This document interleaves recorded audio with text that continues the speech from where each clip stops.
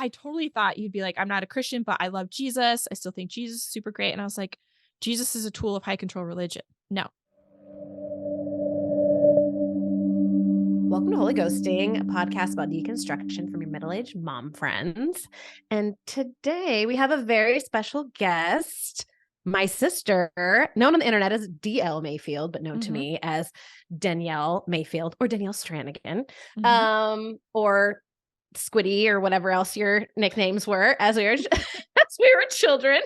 I was Squirt. She was Squid. Our youngest sister was Spud. So I'm the eldest Stranigan sister, and Danielle and I have had many adventures together, and we have sort of deconstructed together in very different ways, but we have, as we've become older, realized that maybe our brains function a little differently, and is probably why we view religion and God and our upbringing a little differently. And we'll get into some of that, but mostly we just want to hear from Danielle today on what it's like being a neurodivergent in evangelicalism.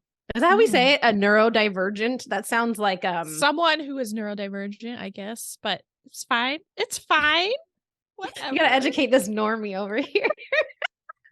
So I could wax poetic about all the incredible things Danielle has done and written, but she will do a better job of that herself. So Danielle, tell us a little bit about who you are and like what are your special interests? Oh, that's a very good question, Lindsay. Gold star. Yes, I know. I've been paying attention. Someone reads your Substack. Okay. Yeah. So Lindsay, it's funny because you just know me so well, but also like sometimes it's hard to get a clear, picture on your sibling or whatever as we grow and change. And I feel like this year I've had so many massive changes and you've just rolled with all of them. So I just want to say that off the go, like Lindsay's really awesome that way. But yeah, I'm a writer. I've been writing in Christian spaces for a long time. I have written multiple books, and I think what I want to talk about today, and the background people need to know about me today for this podcast, is that in the past year I got diagnosed as autistic, and what ended up happening was I ended up deconverting from Christianity as a result. And I was like one of those all-in Christians. Like, not only was I writing books and articles, but like I got my degree in missions, in teaching literacy to non-literate refugees here in the United States. I lived in low-income housing for almost 15 years. I went the whole Shane Claiborne route. And I not only was I like immersed in trying to help people, I was also like on the front lines of trying to convince white evangelicals to love their neighbors in the past decade. And so I think like taking a step back in the years we've experienced, and, even before Trump, they were just terrible. They were terrible people to try and convince to think about anyone besides themselves, if I'm being perfectly honest. I think Trump really started to make it much more visible for people. But I've been sort of like panic mode like since 2016, trying to get my people, trying to be like, guys, if you just read Jesus, like we actually would like love people and like society could be upside down. It is so great. And being diagnosed autistic really gave me the tools and clarity to learn how to regulate my nervous system, which then allowed me to see with clarity, kind of like the religious indoctrination I had been a part of for my whole life. So sorry, long-winded, lots to unpack there, but that's me, and I'm writing about all this stuff on my Substack called God is My Special Interest. And yeah, if any of this sounds interesting to people, they can follow me there. And I do have a podcast that I do with my husband, Crispin, where we dissect evangelical pop culture of the 80s and 90s called The Prophetic Imagination Station. We are de-influencing Adventures in Odyssey, Frank Peretti, and right now we're talking about DC Talks, Jesus Freak album. And I have a whole episode up with both Lindsay and our younger sister about being martyrs for God. Such a good episode. Real honestly, lighthearted, talking about how we all thought we were going to die. We make it fun. Okay.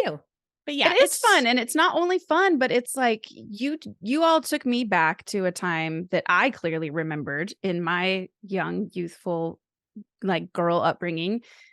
Except it was a time and space that I had forgotten. Like I had never really unpacked what the End Times trilogy had actually done to me. Yeah. And when the episode started, I was like, oh, fun for them that they like went that deep, like eye roll. And then by like the middle of the episode, I was like, oh, I was that deep. Yeah. Shit. I mean, isn't that Yeah. wild? We always are like, there's people who are deeper than us. So it really didn't Yeah. impact us that much. And that's actually a strategy of like cults or high control places. They always point to people who are in a more like, visible cult or something like that. And so I don't know. I think that's really fascinating. And really what we have to learn to do is to pay attention to ourselves and how our inner worlds experienced the theology and ethics of evangelicalism. And I think a lot of us are definitely going to find some trauma there if we do that digging. Yeah. When you got your diagnosis, did you instantly make a connection? Or is it when you started to learn more about yourself and what autism looks like in your life, did you then start to see something change? Yeah, I think at the beginning it was like a total like mind reframe for me because both Lindsay and I grew up in a house where our older brother was diagnosed autistic in the 80s. So this was, back when hardly anybody was getting diagnosed.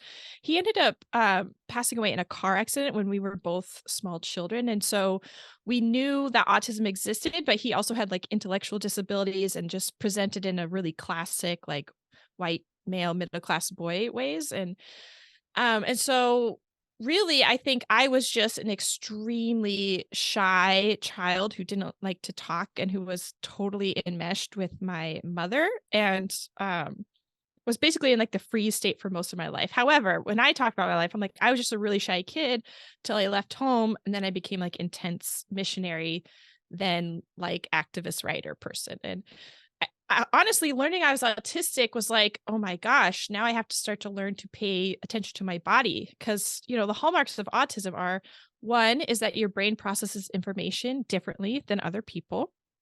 And two, you have a highly sensitive nervous system. And so, you are more sensitive to like sound and taste and texture and all those things, right?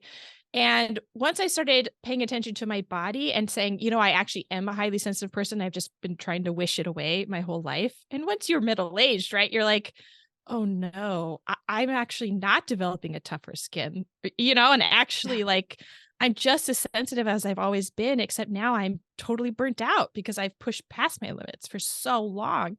So I had to go back to the basics of like, well, how the heck do you calm a nervous system that has been dysregulated and you've been stuck in fight, flight, freeze, or fawn, your whole life? And so it really started with things like freaking TikTok, man. TikTok didn't diagnose me, but TikTok, I feel like saved my life because I started watching some TikToks about like, just put an ice pack on your chest for 10 minutes. Like, and that actually gets blood to rush to the vagus nervous system, right? That can calm you down.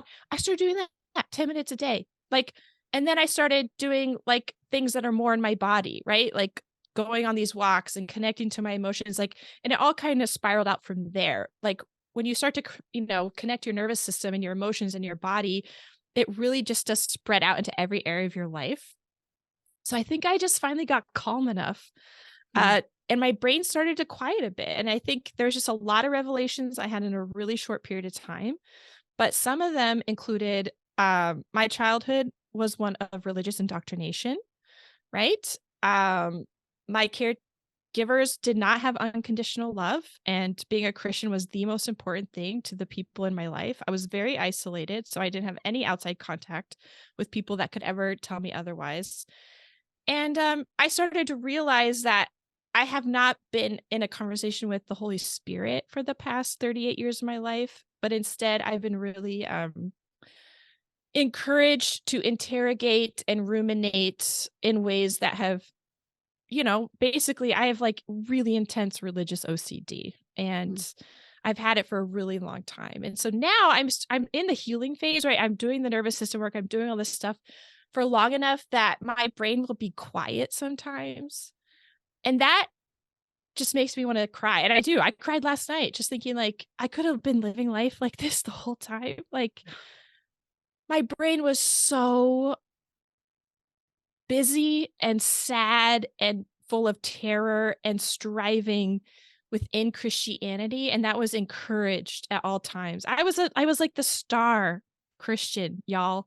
And I was very mentally unwell. She's not wrong. Yeah. Yeah. I mean, Lindsay, I don't know if you want to jump in and say what you want to say. Well, I mean, I always joke that you were my own personal Holy Spirit. Like you were always the better kid. You were always the one telling me when I was wrong. Like if I would cuss, because as we were discussing off mic earlier, that I am a potty mouth, and I always have been. And I mean, the jokes she would read. Danielle was always a voracious reader, and she would read these books and then like tell my parents like not to read them because it was like too adult of content, like stuff like that, which I thought was, my parents thought was hilarious. Like she'd be like, "Oh yeah, this has." Was this like, Frank Peretti? Because no, it's Jurassic Park. I read all the Michael Crichton books when I was like 9, and I would be like, "Mom, there's like some language. You probably don't want to read that one." Like this 9-year-old telling her mom, not even the like, gore. She's like That's censoring it with a amazing. Sharpie. No, I gore fixed wasn't. it. Gore wasn't a problem in our family for some reason. Nobody Sex, cares for about sure. gore. Yes, If there was sex, bad. right out. But gore, we Sex and swears. Sex and swears. But like, man, people chopping each other up in the Last Mohicans, that was great. My parents were all about it. But yeah, it's interesting. Like when Danielle first got diagnosed, I had a hard time wrapping my brain around it because we do have autism in our family, and I know what it like looks like in a certain way. And so it just, again, when I've known someone my whole life and how they are, I'm like, yeah, I don't know, you're like weird, but like, we're all weird in our own ways. Yeah. But it's been interesting. We have talked a lot about this, just how differently we've sort of landed and our feelings on. And I think a lot of it is because I just didn't buy in as much as Danielle did. And it sucks. Like I didn't it's only now that I'm realizing like how damaging all that was. And like, I look at our caregivers and I just didn't feel, I performed in ways, I did lots of things to get love and acceptance, but mine was much more, I think I just wasn't expected to be a spiritual because I wasn't. So for me, it was like, I had to get straight A's and I was on student council, and mine was much more like I was expected to go be some awesome business. My family always like, Lindsay's going to be a lawyer. Like that was sort of what my expectation was. But yeah, it was very different. Like Danielle was the hope, like to be a missionary and to change the world for God. Yeah, I think that's fascinating because my mom really did, homeschooled me. Basically was like, she told me she always wanted to be a missionary, but since she married my dad, she couldn't. So she was like, so you'll be a missionary. So I never applied to colleges. Was that family business idea? Like you guys were like, who's going to take over the ministry? Was that you, Danielle? No, it was mostly my mom. And so looking back right now that I'm able to sort of step outside and develop some boundaries, it's just like, yeah, I think it's pretty classic, some toxic family stuff in there with emotionally immature parents. And honestly, there's a huge overlap between people who've experienced trauma and, don't develop emotional maturity we would expect of an adult. And those types of people are really drawn to high control religions like evangelicalism. Yeah. So my parents both had pretty hard upbringings in different ways. And they, are kind of baptized into the Jesus movement of the 1970s. They have kids get married young, and like Dr. Dobson's like, listen, you just spank the shit out of your kids and make sure you break their spirits, like, and everything will work out. Like your kids will not be traumatized. Like they will be great, fully formed adults. And all of these things about evangelicalism, all the media, all the sermons, all the ways people interpret the Bible, like it is based around some really toxic ways of interacting with people and viewing yourself as the center of the universe. So there's this idea of supremacy, Christian supremacy, and totalism that is the bread and butter of evangelicalism. And it attracts people who are like, yes, I do hear from God. And yes, everyone should believe just like me, or else they will burn for all eternity. And therefore, I don't actually have to think about their needs, concerns, or wants in a civic society if they're not a part of my team. And so, there's all that going on. And then there's some other stuff going on with my mom's mental health. And it's a pretty classic thing, right? In these emotionally unhealthy families, you have the perfect child, you have the scapegoat. And then there's people like Lindsay who are just like, well, I'm on my own and I'm piecing out. Overachiever. Here I go. The avoidant overachiever and the person who leaves home as early as they can, which is definitely Lindsay. Yeah, and so you, got Lindsay. Out of there. I don't know if you guys grew up with families that are as into it, but I am curious if people listening, if they sense like, yeah, my parents were so all in on this religion, and growing up, I had this sense like if I didn't buy in, right, you're kind of punished. Like the love is conditional. It's so important to your caregiver. And so of course, when they're like, do you want to commit for life to not only be a Christian, but to make sure other people become Christians too at 6 years old, or else not only will you be in hell, but like everybody you know will be in hell if you don't tell them. I'm autistic. I'm taking it literally. My mom says she's hearing from God every day. I'm like, okay, then. Yes, sign me up. The adults for a were life not of lying. this. That's what I thought, right? Like the adults were the ones who were like, hey, look, we went through this whole thing. We figured it out. There's this Bible. It tells you all the rules. I was like, awesome. Great. I'm eating it up. I'm like, check. But then I watched my brother do something bad and I'd be like, oh yeah, no, that is not okay. And I would be like, make a note. Also, this is not okay because your brother got in trouble for it. Yeah. And now I realize like they did not have their shit together. They were my age. I often think about like when Rodney King happened, the rhetoric I heard was he disobeyed police orders. Mm-hmm. They're protecting us in our community. Police are our best friends. That is fucked up. Okay. That's what you are going to see. And that's what you're going to explain to your kid. And that's the worldview that you're going to perpetuate in them. I don't know. Like, I wasn't a fan of that attitude. It's just really interesting to think about, like, yeah, our parents did latch on to this full worldview that they were like, and there can never be any cracks in it. You can never interrogate it.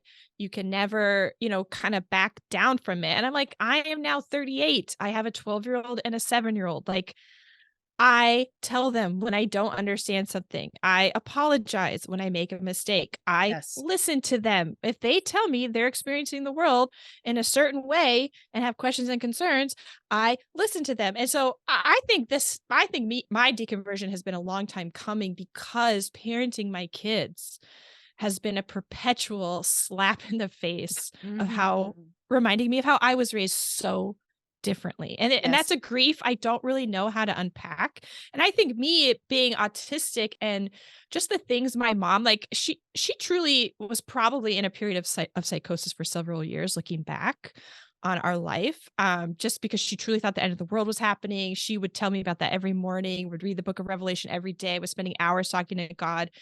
And I was the person she told about all of it because I was like her best friend. Again, I was 8, 9, 10, 11, all this stuff. She heard God tell her that she was going to die when I was 11. And she told me, but I wasn't allowed to tell my dad or my sisters. And so that whole year she'd have these like secret conferences with me about how God was keeping, all this stuff. So Lindsay did not get any of this stuff. And I think that's an interesting thread to my story is that, yes, I have written books. I have been a person on the internet. I have a podcast, but like, I think when I got my autism diagnosis and I started looking at like what is actually in the categories of the DSM-5, there's 2 components to like what makes it a disability or mental illness or whatever. And one of them is right, like you have these restricted and repetitive interests or behaviors. And I was like, okay, obviously God is my special interest. I've been obsessed with this my whole life, But then the second component is like social and emotional deficits in communication and in relationship and being like naive and vulnerable to exploitation. And I was like, that is so not me. Like I'm like such a tough cookie. I'm a lone wolf. I know my own brain. And then the more I thought about it, I was like, damn, I think I was a true believer who took it all literally and seriously. And I think I've been exploited by people within evangelicalism my entire life. It started with my parents, then it was YWAM, then it was Bible college, then it was, these mission orders among the poor, then it was progressive Christianity. I've been exploited by all of them, if I'm being honest, because I was a true believer and because I was autistic. And so that's been a hard pill to swallow. Nobody wants to think of themselves as being exploitable. And yet all of us have the capacity for that, especially the more you believe in something, the more you want it to be good news for everyone, which was my core driving focus in Christianity. Like, damn, like you are just ripe for exploitation. And again, if we're talking about emotionally immature people are drawn to evangelicalism, I'm like, to me, when I think about pastors, missionaries, like writers, I'm like, it seems to be a good mix of true believers and narcissists, if I'm being perfectly honest. And those are the people that thrive in high control religion. Everybody's always been nervous of me because if I find out something, then I share that information. I think there is a sense of unease with people like me within these groups. It's like, when are you going to go too far? So like I used to write for Christianity Today. I would write cover stories for them. They flew me out to their home offices to kind of like show me around and, you know, all this stuff. And 2 weeks after I got back from that trip, I on Twitter said something about, I agree with Sarah Bessie, who wrote this post about being affirming of same-sex marriage. And they called me on the phone and they were like, you're no longer allowed to write for us in any capacity. And I was like, why? And they're like, well, we saw that you retweeted Sarah Bessie's tweet. And I was like, so? And they're like, so obviously you don't affirm the sanctity of scripture. I was like, I do. Like, let's have this conversation right now. And I was like on my back deck, like yelling about how much I love the Bible. And they just kept saying over and over again, like, no, it's clear you don't. And I was like, well, where is this written down in your policy? And they're like, it's a verbal policy. I was like, well, you never told me, you know, all this stuff. Isn't that convenient that it's not so written down? Convenient. But again, autistic me is just like, I knew that that's like one of the hot button issues. And so I was like, well, I won't write about that for your magazine, but like, I'm writing about these other important things. I can't believe you just told me how valuable I was to you. And I did this one thing. And now you're telling me I don't respect the Bible. And I was just, it's just I was freaking out. Being a Christian at any church ever, anywhere. That is worst. We told you Christians started cancel culture. So Christians it's are like cancel culture. Yeah. No, looking back now, there are like certain things that make a lot of sense. Like Danielle, you had a cover story for Christianity Today, right? About like not drinking alcohol. Oh my gosh. So she wrote this story about how she doesn't drink alcohol. I went through a big anti-alcohol phase. Okay. because of what purpose? first What of all, Christian reason? Well, you could read my article. No, just kidding. Oh, geez. Okay. I was insert plug to Christianity Today. Do not read it. Do not read it. But basically, here's the real story. They, on some writers forum, Caitlin Beatty, who was then the managing editor of Christianity Today, was like, I'm looking for someone who would want to write a story about them choosing to not drink alcohol. And I was like, well, I don't drink alcohol. And so that was my first cover story for them. That was my in into CT. Looking back, right, they're just looking for a voice that promotes their magazine, says what they want to say. And that is what pitching is. You write to the audience. And so I know some of that stuff, but I was living in low-income housing at the time. And so many of my neighbors were in just the throes of addiction issues. And I think it was really triggering to me to see how like kids in those families where parents consumed a lot of alcohol, drugs, all these other things, I was very triggered by that. And so I was just like, I would rather not drink. And well, and you were doing everything at that point to be super respectful, like the way you dressed, like because you were working with a ton of Muslim refugees. So I think also like those cultures, they don't drink. Like, yeah, they don't drink. And also like social media, the way it views like, that was in the height of the wine mommy phase. And I'm just like, you guys, kids need to be safe. Like, I feel a little weird around glamorizing numbing. I think I've shifted a little bit when it comes to that, but like, I don't know if I've posted a picture of this is why it's hilarious because she, ever since that article, if we have a drink, because I've talked about this on the podcast. I'm the person in our family that like comes home and opens a bottle of wine and we're like, hey. And so Danielle's always like, okay, but don't post about it on social media. I'm like, whatever. You like a good gin and tonic sometimes. I do. And it should, Danielle, I introduced, or I got Meg on the weeds. Like I'm the bringer of the party. She's like, the libations queen. I'm like the libations. She gives without asking to receive. I was saying you're the libations goddess, but I forgot I muted myself because I was eating a high chew. Bring it for the whole class, okay? We want to hear anyone want all the grape, on a high all the grape ones? No, I don't want a grape high chew. I love the grape flavor. All right, save them for Danielle. I'm gonna send them all to you. My favorite Address later. Okay, so I think should this be like the DL Mayfield exclusive where I say that I love marijuana? Yes. What? Yes. Tell us all about it. Mom friends, please. How did you deconvert from We did that. an entire episode on drugs and how much we love them. Bill, that I've never talked about it. I've never talked about it. I've never posted about it. And I've had similar like autistic feelings. I used to be like, I'll never try marijuana until every wrongfully incarcerated person is set free from prison, which honestly is admirable. Like, I love that about myself. And when you look at the history of how marijuana has been used by cultures who have been oppressed, how they've used it to regulate their nervous systems, and then the United States criminalized that, like, has led to mass incarceration of Black people. Like, this is the hard part about being autistic, right? I'm just like, this is so fucked up.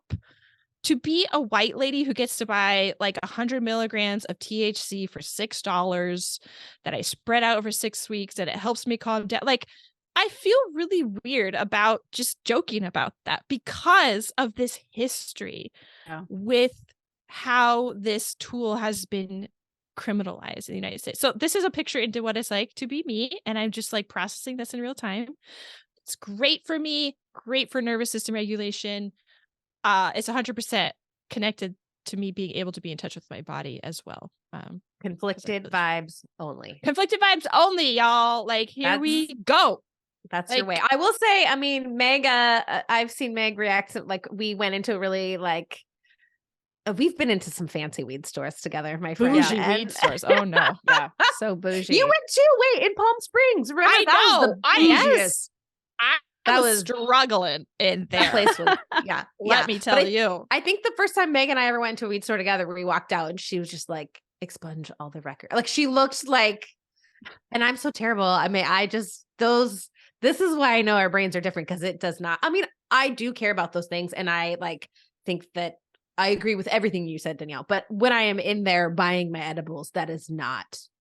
I know, but I cannot believe that white people are now profiting off of it while there's still people in prison. Like, it is. And again, when we think about people using it to relax in a really oppressive system and having that be criminalized, it's just like, oh my gosh. I imagine the idea of like me on my back patio. I got a bong for the first time in December, and I never had smoked a bong before that. And so I just imagine if like the police came in aggressively, because they're not going to be friendly about it, and just that, like that sacred space where you just kind of get to center yourself and be. I talk about it as like, I'm the most present with the people that I'm with in the moment that I'm in, and I get to experience it without the millions of other things bombarding me in my brain. And to then have that destroyed by this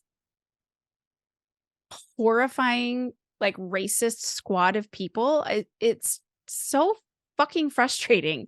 And it's frustrating that we're still like talking about fixing this still. Like, yeah. I mean, that's annoying. It's totally the new Jim Crow. And so I think that's, again, a part of even my deconversion, right, from Christianity, is also this, and this has been going on for me for forever. Like, my first book was called Assimilate or Go Home, Notes from a Failed Missionary on Rediscovering Faith. And it was about me realizing, like, my good news is only good news for people just like me. Like, and that goes with Christianity and my view of what it means to be an American, right? The American dream.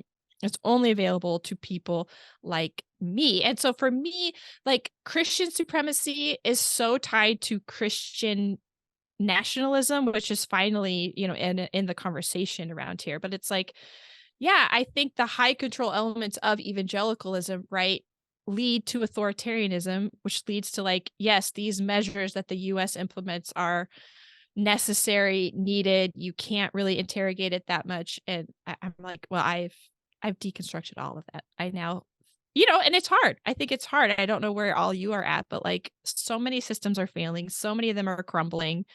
And if you grew up evangelical, you might have this panic that's like, well, I have to fix it then. Like, yeah. Because we still have these vestiges of, like, God wants us to change the world. God wants us to save the world. God wants us to fix things. God has specifically given us insight into history and how humans are. And, like, work. And Jesus was perfect. Jesus literally did everything perfect. Like, you should try to be like that. And I'm just like, oh, damn. Like, maybe we are just living in a crumbling world and we can just try and survive it. You know, that's where I'm at now. I feel like maybe, you know, Jesus died in his 30s. So look, we're still here, and maybe like we're done. Like maybe we're done living by Jesus as an example, because I didn't get martyred.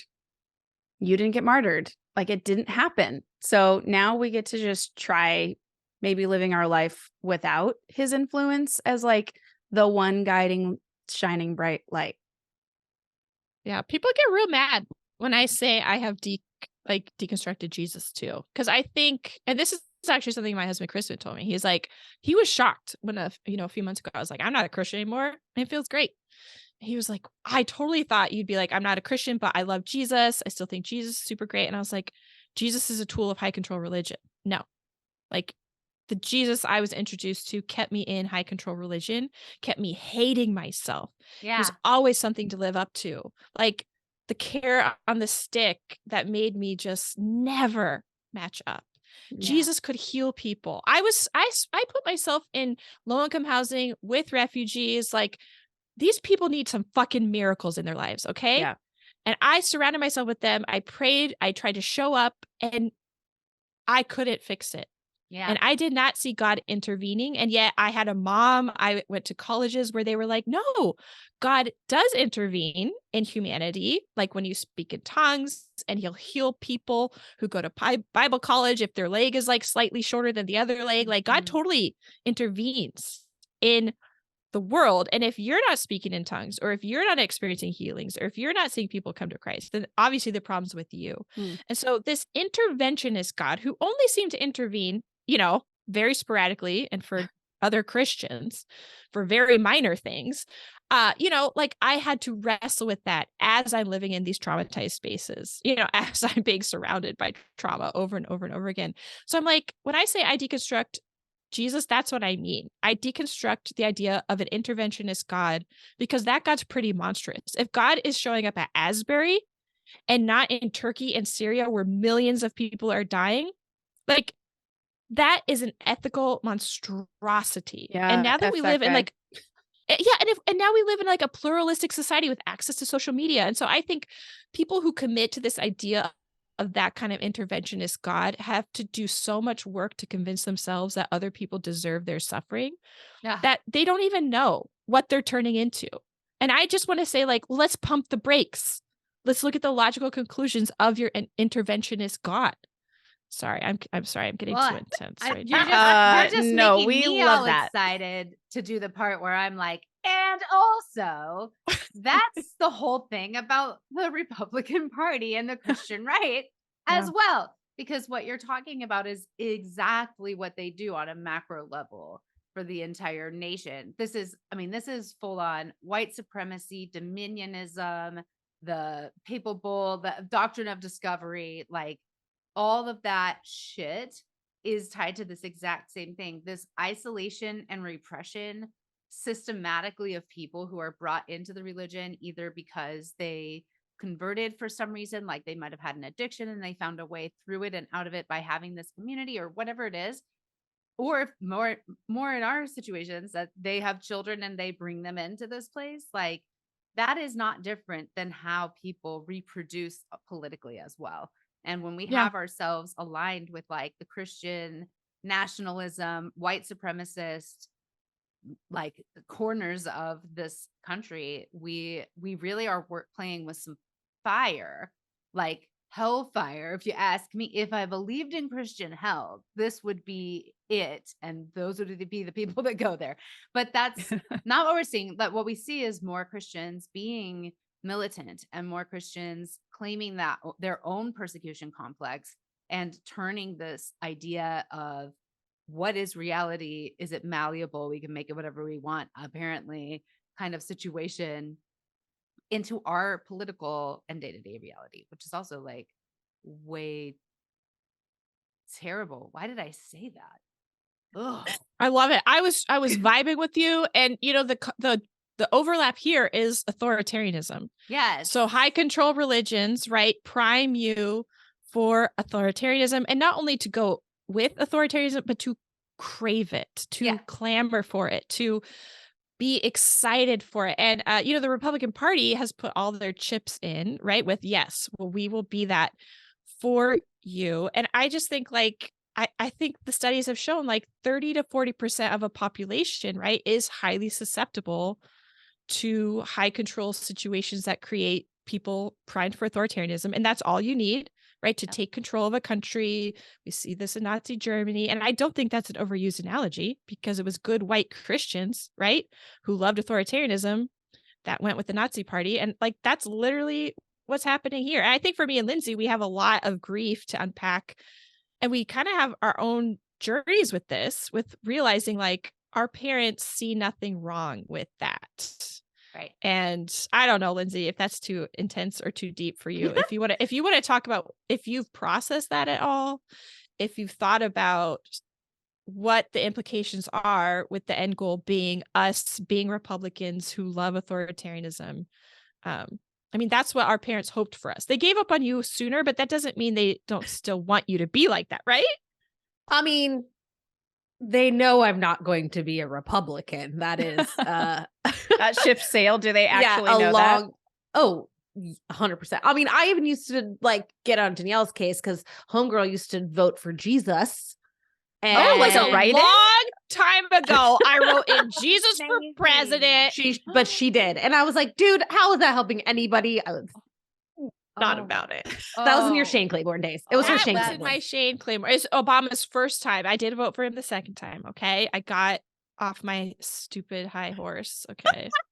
I'm going to have to deep dive into Shane Claiborne because I don't know this. Neither do I. Reference. I'm sorry. No, he's like a hippie, progressive Christian, barefoot, burlap, lives with the poor. That's exactly what I assumed he was. But yeah, cool. That's fun. He's supposed to be this paragon of progressive Christianity, and he's pretty excited about the Asbury revival. And I was just like, no, thank you. Also, he's never been openly supportive of queer people. So I'm just like, y'all, it's just a lot. My theory of the left wing and the right wing are really just one big circle, and they always touch tips. There's just that one, those two fringe sides that you're like, oh, I'm anti-vax. And this person's like, ooh, me too. And then this person's like, oh, I only sew my own clothes from burlap. And this person's like, oh, hell yeah. And then permaculture, and then make our own essential oils. And then you have yourselves the perfect business plan that hits across the aisle. It's an MLM, and I'd like to sell you shares in it tonight on the ground. We can get in. True. I'm in. Yeah, go to Holy Ghosting / Damn it, I messed it up. Go to patreon.com/Holy Ghosting and sign up to get in on our MLM where we sell. What are we selling? Essential oils? Probably. I don't know. Something about the tips. I don't. Oil goils. That's oil goils. Yes. Christian-ish oil goils. When I clean my hair out of the shower, I'm sure we could fashion that into something useful for someone. Yeah. Okay. Well, I've got a lot of hair for you then. That is perfect, constant when I take a shower. We're solving two problems at once. One problem no one had and a problem everyone had. We'll see what happens. Danielle, what are some things that you're doing now that have helped you to shift? Are you still doing spiritual practices, and how has that shifted or changed for you? That's a really good question, because the answer is no. The answer is I went from this being literally what I woke up thinking about, thought about all day long. I obviously had, religious scrupulosity and ethical perfectionism. And so for me, God got turned into this progressive Christian ethic of am I making the most ethical decision at all times, to love my neighbor? And that impacted where I lived, where I sent my kids to school, what I allowed myself to think, what I allowed myself to watch, what I allowed myself to do for myself. And I think for me, I've just needed the quiet. And so, I don't do any spiritual practices. I am really focusing on listening to my body because my brain doesn't always tell the truth, but the Mm. body never lies. Like your body never lies to you, and your body will tell you what it needs to heal. And what's really unfortunate is so many of us don't want to listen to our bodies, because if we did, we would have to change so much about our lives. Yeah. And people feel stuck. And if you feel like that, if you're like, well, I can't listen to my body, I can't listen to my grief, I can't listen to my anger, I can't listen to my rage, I just want to say that it's going to be okay. Like you will survive this, and you will figure out that you can be there for yourself. God's not coming to fix it. Mm. Okay? Like God's not coming. I mean, that might sound really sad to people, but you know what's sadder is to live your life doing everything right and expecting God to keep coming and making things better. And it doesn't. And I think even for myself, being surrounded by Christians who were really deeply unhealthy people and who were mentally unwell and who were traumatizing other people, doing all sorts of shit and then defending all sorts of other shit, just and just being convinced that they were right because they bought into this ideology. It's like, I don't want to be like that. I don't want to be that kind of person. And so I've stopped all of them. And I'm actually really enjoying that. I think in the beginning, I kept saying like, I'm sure I'll come back to it because I'm a really spiritual person. I've been really spiritual my whole life. And now I am just realizing like how much religious trauma I have. Me and my husband just went to Disneyland for like 2 days, and it was like earth-shattering to be like, we can just go and have fun and not think about things and come home. And when I got home, I remember going to bed and being like, I feel this compulsion to say, thank you, God. That was such a great trip. And I was like, God didn't do shit. Like my husband worked really hard to get the money so we could afford this. I worked really hard to find a babysitter that my kids actually feel safe with. Like I worked, and I just reminded me like anything positive that happened in my life up until this last year was God. Anything negative was me. And if you live like that long enough, like what do you think's going to happen to your mental health? Like, of course I hate myself, and I have so much work to do to learn to just be a human. Yeah.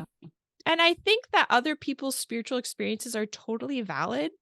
And I think I'm just okay with saying like, but I don't think I experience it like that. And so for me, like that's where I'm at. I do feel so anxious talking about this right now because I don't want to like negate anybody's spiritual experiences they've had. And I just don't want to do that. And so I really hope people can hear me and say like, I'm deconverting from religious indoctrination.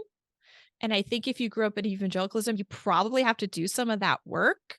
Yeah. And it might mean you need to take a break from spirituality, because if you grew up evangelical in the 80s and 90s, like that was the boon of religious propaganda for children. And our parents went all in on it. Like Dr. Dobson is one of the most harmful psychologists to ever. I don't think we have even scratched the surface. No. And he knew what he was fucking doing. He knows attachment science. Like he knows what it does to a kid when you break their spirit. And that's what he wrote his books about. Dare to Discipline and The Strong-Willed Child were about making your child so terrified that they conformed to you and lost themselves. And the whole point was to teach kids to be disconnected from themselves and their bodies so that they would go along with the party line. I'm sorry, that is really intense shit. Yeah, it's literally and of course true. It didn't stick on everybody, but it is true. And it impacts neurodivergent people more than others. Like we are more easily exploited in that capacity. And it's wrong. But again, like Lindsay, I'm sure everybody here on this call has a different experience, but we all have been indoctrinated, right? Yeah. Against our wills 100%. and have to deal with that the rest of our lives. And I think that like what we always try to bring it back to is knowing that like, I mean, Meg and Sarai and I are all in very different places, and we all have to like, and we have a lot of love and respect for one another. And so I think that like, it's just important to remember like, it's okay where you're at right now. If you're asking those questions, if you found yourself on the other side of it. I really love, like, going back to our conversation with Derek Webb, I really love that his whole thing is like, I'm not a fan of certainty. Like his whole thing is like, you can't be certain about anything. And he's like, he's like, yeah, there's things that I believe, but it just having to be all in on something is, yeah, I'm not a fan of that at this point in my life. And it's funny because, Danielle, you are speaking with some certain, like when you were like, God is not coming. It's like one of those things where I would remind people that like that is where Danielle is at. Yes. And if that doesn't resonate with you, that's also okay. And and I think that one of the things I've noticed with you is that there's a lot of expectation for you to come back. And I think that that's the thing, is that like people can do it the damn well, please. And I think that like sometimes maybe leaving and coming back makes it more healthy for you and it makes you have a different view of religion. But a lot of people just leave and never come back. And I think because of specifically how we were raised, like the type of religion we were raised in, like it makes sense to me that a lot of people don't come back. And sometimes I don't even, like, I joke with these ladies, I'm like, I don't even know why.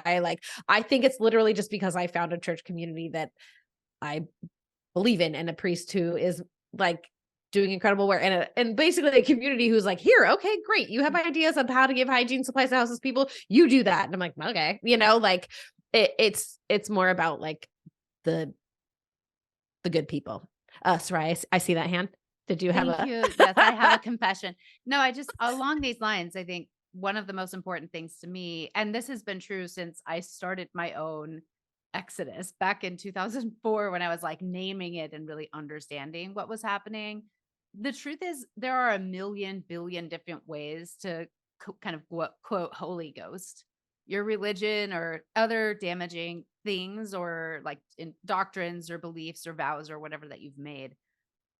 So many different ways to go through them, in them, without them.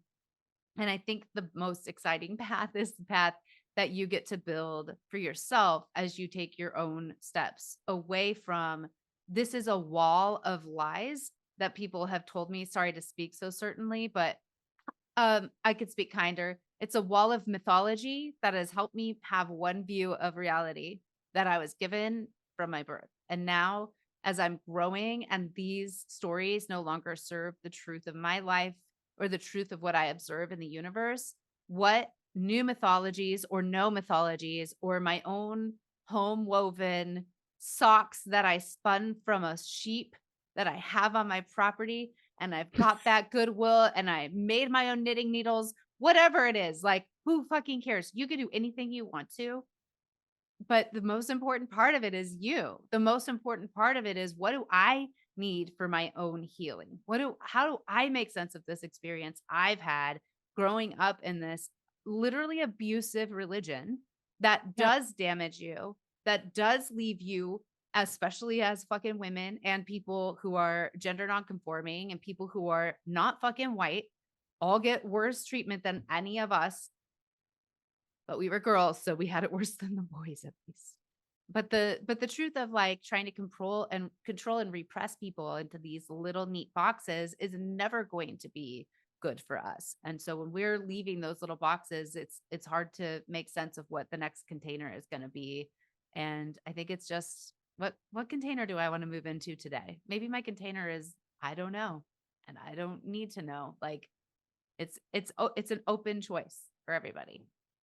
My marketing mind is very, because I'm like, this season is on taboos, and Sarai, you just did a very good job of talking about, like, literally we are talking to people who don't fit into the narrow confines of evangelicalism, which is why we're talking to Danielle about neurodivergence and we know that your experience is not an outlier. Like this, many people were harmed in evangelicalism, and I can't imagine any person with a neurodivergent brain thriving in that. You may think that you are, but yeah, the buying in is, and it makes me sad. I hate that we had different, like something that I'm having to reckon with. I joke a lot about my skepticism and how I like got the F out as soon as I could, and made my own choice. I was like getting the heck out to Southern California to go work in music as soon as I could. And of course, I feel like I swapped one thing for another for a little while. Like I was also, not, it was like, I look back on that time and I'm like, oh, I worked like for any record label and I was the only female employee, and like I went into debt working for them. Like it was like, I just kind of they pay you in cool points, turns out, when you work for a record label. And they also do things like tell you that even though there's an office that opened up that you can move into, that they like having you sit up front because you have a welcoming presence. Oh no, they mean boobs. Yeah, boobs. I was the only person there and who you've had boobs. And you've always had really good boobs. I mean, so I get where they're coming from with that. But Lindsay, I got so mad, but this is my personality though. I got so mad when they told me that. I just grabbed my stuff and I moved into an office without anyone's permission. I was over. I was like, yeah, I'm done. I'm not doing that. So I think we have all these funny stories from our childhood of things like Lindsay getting prophesied over, being told she was a doubting Thomas. And it's because Lindsay, just personality, neurotype, all of that, is Lindsay has a lot of a sense of autonomy. So you have retained a sense of autonomy, which is like every person should have that. And I think for me as an autistic person, I didn't ever develop that. And that was seen as so helpful, right, to evangelicalism. To have people who don't develop their own autonomy is the goal, right? Yeah. And so now that's really the work I have to do, is I do have to, and I get to be in charge. I loved what you said, Sarai. Just like whatever comes next, like I'm in charge of it. And that feels great. I will say I'm a little annoyed at some of the discourse around people who talk publicly about deconstructing. And I use the word deconversion just because I don't really resonate with a ton of the deconstruction conversations, but it's sort of like, oh, we look down on people who are too intense, who are like in their angry atheist phase. And I'm just like, let people live. If they've been a cult, like let them fucking be angry. Like let them be weird. And I just think like, just stop thinking that you should control how another person does anything, including deconstruct. Yes, okay. 100%. Like, we're done controlling other stop people. Doing that. Like, stop that. Also, can we now understand why like the myth of like the angry Black woman, right? Like you see where like you have every right to be angry, yet people are, it's like, I think that there's a lot of times in our culture where we're like, oh, can you just not be so mad? You tone it down. And I just also, no, this shit's fucked up. I will not tone it down. Yeah. Also coming from the people who believe in righteous anger. I think it's awesome, Danielle, that you used the phrase angry atheist, because that's always how I thought about it when I was like like 2004, it was still the emerging church moment. It was still like, maybe church can just be cool. But I was like, we can save it with coolness. Yeah. We tried. It's weird. And no, I think I can't do it now. But I also didn't quite know how to walk away from it. All I knew was I couldn't not believe in something goddish, godlight, godness, not the way that I knew God. And I also didn't want to become, quote, a bitter, angry atheist. Yeah. Because those were the two options. Like you stay a Christian or you are an angry atheist. There's no other thing in between, which is like classic Christian binary. But that is the magic, is like between those two extremes, there's infinite choices that people can make. Like, let's just think fractally for 1 second. You could do anything that's not these two extremes anywhere you want to, or you could pick one of those extremes, whatever, who cares? You get to pick it, but just, I don't know. Why don't we stop being assholes? Care about people, shit like that. That's my idea. Anyone else second that? Yeah. Okay. I don't know. I want to be a little bit of an asshole. And I think that's like, I need to like work on that. Yes. You know what, Danielle, I love that for you. Integration. Okay. Yeah, we're here for it. Well, I do want to also say, like, as I've been conceptualizing this, because I do trigger people a lot, and on social media, I'm very honest and blah, blah, blah. I mean, you're a classic Enneagram 1. Yes. And this Enneagram 3 is like, oh no, I have to be much more likable. Like people need to fucking adore me. Well, I thought that people would like to see things clearly, like from an ethical standpoint, but no, people don't actually want to do that. So I think for me, how I'm conceptualizing it these days is like, I don't have a problem with individual Christians and individual spirituality. And it is not my place to judge, but I am talking about the systems. Okay. Yeah. I am talking about the systems, and people get so triggered and then make it personal. Yep. And I'm just like, I think it's okay to actually make some broad statements about these systems being really bad, looking at the impact of the theologies. And if it hurts one person, then it's a bad theology. Like one of my favorite scripture verses, which again, I don't read scripture anymore, right? But when Jesus is like talking about kids, he's like, if you cause any of these little kids to suffer, if you cause them to stumble, and he's talking to religious people, like you should be drowned in the sea. Like somebody should put a millstone around your neck and throw you in the ocean if you hurt these kids. And I'm here to say I was hurt by growing up as an autistic kid in evangelicalism. Mm-hmm. And you have a multitude of responses you could have to me saying that out loud. And I just want people to sit with their responses. Like if you have the knee-jerk reaction to defend Christianity or be like, but I'm not like that, or my parents weren't like that, or well, your parents were really intense and mine weren't that bad. And like, just listen to yourself. Just calm down. Just take a moment and just sit with other people as they share. We don't lie. You guys, our bodies are not lying. And us being honest about the pain we've experienced, like we're not making this shit up. And so I sorry, that's all that I'll just end on that note. Like I really don't want to come for individuals and their spirituality, but I'm also tired of when I talk about the systems, people making it so personal. Yes. Like, dude. Yes. Faith is so deeply personal. Yeah. And I think that like that it's hard for people to divorce that in themselves and not feel like because you've made this choice that then you're ragging on them for not having made the same choice. And that's just, people's own projection. And I think it's just an uncomfortable thing to sit with. And I also just think it's sad, like bringing up that verse, like thinking about what Jesus said versus like what the people who claim to follow Jesus do. And the disconnect. I mean, we've talked this podcast is basically about the disconnect between evangelical Christians, like what they do versus like what they supposedly believe. Like the chasm is very wide there and it never ceases to be infuriating and depressing all at the same time. We do try to have fun on this podcast, but at the end of the day, like we are talking about heavy shit, right? Like we try to come at it with a little bit of levity occasionally. So Sarai likes to bring, we talk about, we're in our text thread. The Josh Butler article is what forever going to be the Jesus Jizz article. Like that will be it's generosity and a woman's hospitality for receiving this generous bestowance of semen upon and within her. As the penis of Christ penetrates the church with his spirit and his words. Fucking Josh. And his jizz.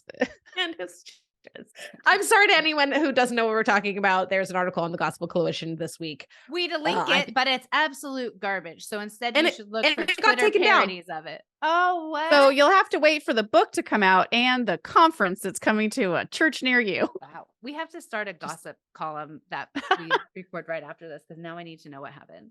I just really need like another heterosexual guy to tell me about, sex and how it relates to God. Like I'm just craving that. And what the woman's role is within that system. Yes. Please remind me that your penis makes you closer to God. It just really turns me on. Please. Hey, they're the only one with an antenna. We all know that. I mean, people think that this is like so out of left field, but I'm like, our dad, me and Lindsay's dad, is a Christian pastor who talked about sex a lot in sermons and said things like sex is a picture of, God. And I like, this is just like patriarchal normative theology. And Josh just takes it to the next level, but it's the same thing. I guess that's where I get a little intense. I'm like, yes, we can always make fun of the Josh Butlers, but it's like, it's the majority of churches in the United States are preaching a version of that. And they don't understand when we rip it to shreds on TikTok. They're like, what? This is literally what we all believe. This theology. Yeah, you telling me you don't believe this? Well, I'm sorry, you're not going to heaven because belief is how we get there. Sorry, I just opened another can of worms. Just kidding. We don't have to go into that one.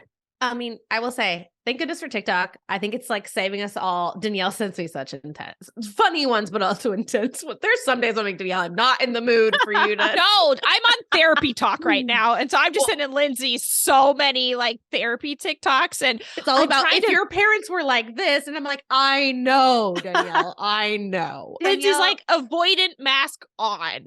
Connect with me and send those to me because I still have to work out all my mom shit. If she ever listens to this podcast, she won't listen to this podcast. Meg's mom is the only mom that listens, and she's a big Lisa. Thank you. Hi, Lisa. She's Mimi. Hi, Mimi. Big fan. Oh, Mimi. Okay. Mimi. I am excited for Mimi and Lois to start their boomers only post episode, like after chat kind of like the wind down. Yeah, it's the wind down, but for the boomer ladies. Yeah, after they listen to Holy Ghosting. They get out their jug of Ernest Gallo wine with just a little roundy. How dare you? How dare you? And then you guys have to have like the kids version, like the Gen Z, Gen Alpha. Yeah. Yes. I mean, Lindsay's child, Margot. I just know you guys. I know. Like Margot's gonna burn it down. Yeah, my kid is like straight up an atheist. He's like, science is the only thing that makes sense. I don't know what you guys are talking about. All this make believe shit. Are you alive in the world right now? Like, he's like, look around. Guys, shit is going crazy. I realized that like Danielle or that Margot like doesn't know what hell is. She's 8 years old and she doesn't know what hell is. Love this, and for like her. I really, really love this for her. Wow. And of course, a good mom. My child in a myriad of ways. Yes. I think you have to show her Carmen's Revival in the Land. Yeah. When she, you know, I think I've told you guys about this before, but she's having a hard time understanding that there are churches that don't like gay people. Like she's like, wait, what? That's a thing. Mm-hmm. And like, we're starting to get into it because conversations about her grandparents, you know, she's now aware, unfortunately. Yeah. But what you guys were saying earlier reminded me of, I'm sure when I was talking about TikTok, that person who is doing the worship covers, but making them be about their deconversion. Mm-hmm. Sarai and I have big plans. We've been trying. I recorded myself harmonizing to it because I Love You, Lord, because I harmonized that song 1 million times. Yeah. But it was like everything that they said in their version of it. I don't know if you've seen them. It's like I love my life and I celebrate how much I've grown since I walked away. And then it says, and you hear it to the tune of I love you, Lord. And then it's I take up space and I choose my steps. All of me is beautiful and I deserve rest. I'm gonna start crying. I cry every time I hear it. It's really, really beautiful. Wow. And I can't even remember their name. And so whoever is making that music out there on TikTok, it's at first when I saw it, I honestly couldn't, it made me like too sad. Like that was my, it's because it just hits the nail on the fucking head. Yeah. But anyways, we'll link to that in the show notes. And if Sarai and I get our shit together, we will. Oh my God. I hope you do sing because that is connected to our bodies. Like if you grew up like we did, we had to sing songs like that. Not just once a week, maybe twice a week. Like, think about how many hours your body has spent singing, swaying, and repeating this. Basically, it's a thought control experiment. Like, you're saying these words that you're supposed to believe. And if you don't believe it, then you better try really hard to believe it while you're singing it. And so, like, to me, I'm like, again, it's so prevalent in our upbringings, but I'm like, that's brainwashing, y'all. That is just brainwashing. A lot of cultures do like music and all that. They are not doing it how we did it in the 80s and 90s and beyond. Yeah. Does that make sense what I'm saying? Like, it's taking these cultural religious frameworks and then twisting them into this thought control. So we have to sing. We have to sing out different words. We have to get this out of our bodies. This is like my new kick. It's like, especially with the worship music, we got to get it out. And it sounds like you want to. Yeah. Then I'll do. Well, I used to. Okay, so here's a weird thing. I used to fall asleep, nights when I couldn't fall asleep, I would sing. There was a really repetitive worship song that I would just sing in my head over and over and over again until I fell asleep because it was just like instead of counting sheep or whatever, that was the thing. But I have racked my brain and I cannot remember what song it was. And so which is so weird to me because for years I did this and I'm like, again, is this another like, what is my brain doing to me? It was like blocking this. It was like the Asbury stuff. I was like, oh, right. there was a revival at my college and it was super weird. And I had blocked that from my memory. So I'm sure TikTok will tell me one of these days what that means about. I think I just like permanently disassociate. Yeah. Sounds like it. Yeah. Fun Sounds times. like there's some work to be done. Doing it. I'm trying, y'all. I don't know.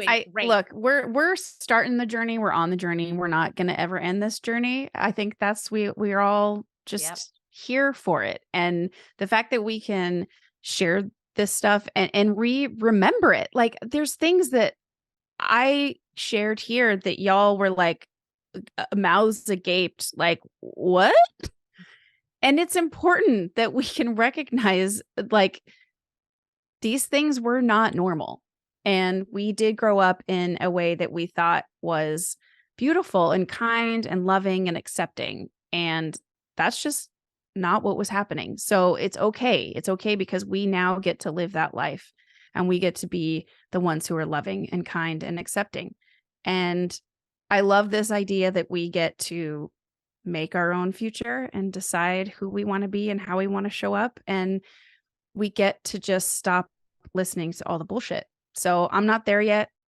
None of us are there yet, but we get to choose our steps and we get to take up space. Like I really want to go listen to that now. And I just want to say, like, can we all give ourselves a pat on the back because we are in the middle of life, healing from growing up this way and trying to parent our kids in a different way. And I just don't think people understand like the amount of work that takes to create a healthy space for our kids when we didn't have that ourselves growing up. And so I just want to take a moment and say, you know, we've had to overcome a lot. Like, and I don't know if it always gets validated. Just being in the midst of boomer parents like that with kids who are really different and us being in the middle being like, oh shit, I have some healing to do. You know, I have some work to do if I don't want to perpetuate trauma. So good on us. It's a lot of work, but it's totally worth it. yeah, it is. I mean, I think that's as good a place as any to say goodbye. To say goodbye. I did my usual thing, which is I brought down the vibes, and I am sorry. That was the wind down. It's perfect. That was a patting us on the back. Yeah. That was a good vibe. It wasn't. I think what we learned is we all have a hard time saying thank you, and I'm going to receive that. So thank you, Danielle. I'm going to receive that. That is a really important thing to remember and to give myself grace and to also applaud every other person who's working through their own shit in fear and trembling. And, but you know what? We get to do it Holy Ghosting style. That's because we are Holy Ghosting. Meg says something about Patreon here. Go become an eternal ghosty at patreon.com/Holy Ghosting.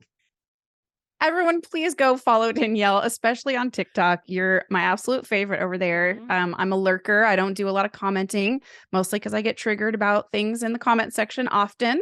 But I will like and I will boost and I will repost all the time. So please go find Danielle at all the places. If you're a podcast listener, if you're a book reader, if you're a TikTok person, go find her at all those places. DL Mayfield. Yep, I'm there.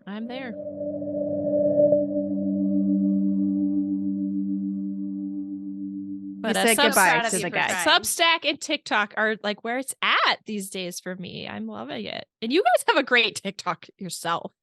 Thanks, Lindsay. Lindsay. Yeah.